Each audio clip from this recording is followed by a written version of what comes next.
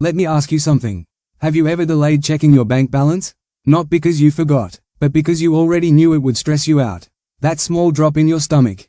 That quiet calculation in your head before you even open the app. Okay, salary came in, minus rent, minus EMI, minus that thing I ordered.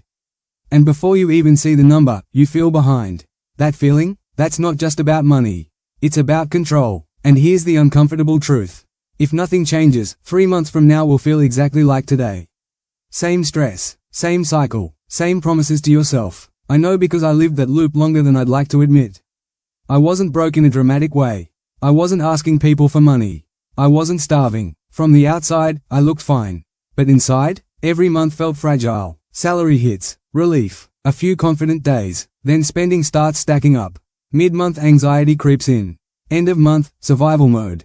And the worst part? I kept telling myself the same story. I just need to earn more. That felt logical, safe, mature. But when my income increased slightly, nothing changed. Actually, my expenses increased too. That's when it hit me. The problem wasn't income. It was leakage. And leakage is quiet. You don't notice it happening. It's not one big stupid purchase. It's the daily, I deserve this. The casual, it's not that expensive. The emotional, I've had a long week. And suddenly, your future is paying for your present mood. That realization stung, because I couldn't blame my job anymore. I had to look at my behavior. And that's uncomfortable. But here's where everything started shifting. Month 1 wasn't about cutting back. It was about facing reality. I tracked every single expense for 30 days. Every coffee, every delivery, every subscription I forgot existed. And I remember one night just staring at the total. It wasn't shocking because it was huge. It was shocking because it was careless. I wasn't broke because I earned too little. I was broke because I was unconscious. That's a different kind of pain. When you see your patterns clearly, you lose the ability to lie to yourself. And that's powerful, but it's also scary, because now you can't say, I don't know where my money goes.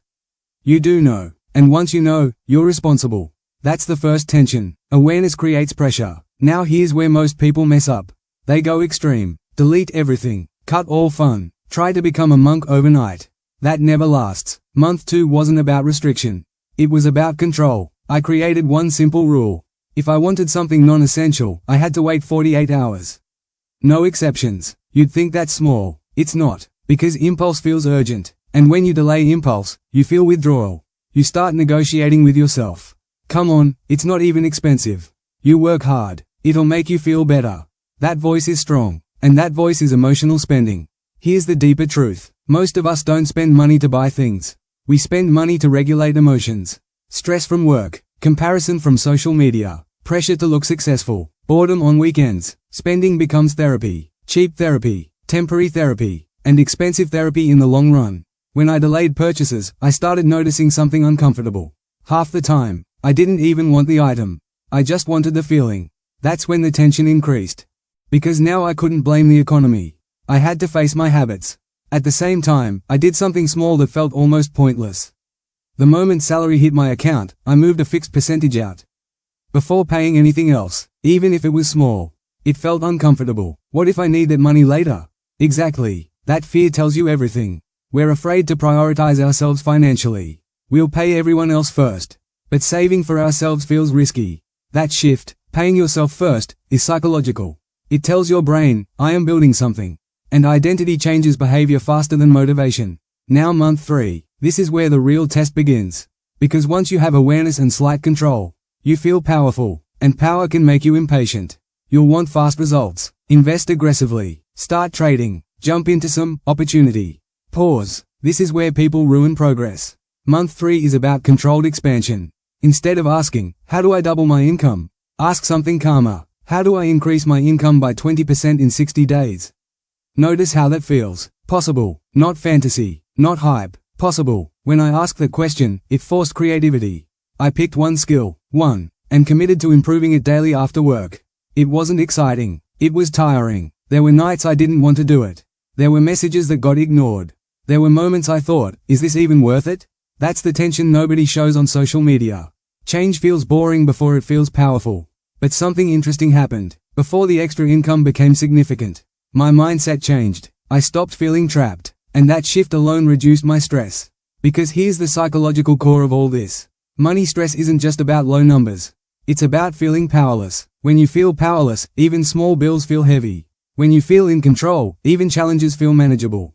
3 months works because it builds momentum. Momentum builds belief. Belief changes action. Action changes results. And results reinforce identity. It's a loop, a healthy one. You're not bad with money. You've just been operating without awareness and structure. That's fixable. And here's the open loop I want you to think about tonight. Imagine 3 months from now. Same job, same income, but different habits, different awareness, different control. How would that feel? Not rich, not flashy, just stable, calm, confident when opening your banking app. That's not a fantasy. That's behavior. 3 months won't transform your life dramatically, but it will transform your direction. And direction decides destination. So if you're waiting for the perfect time, there isn't one. There's just the next 90 days. They're coming anyway. The question is, will you repeat the same pattern? Or will you interrupt it? Not with extreme discipline, not with hype, just with awareness, small control, and steady effort. You're not stupid. You're not alone. You're not incapable. You've just been unconsciously repeating a system that doesn't work. Change the system, and watch what changes quietly with it. Slowly at first, then all at once.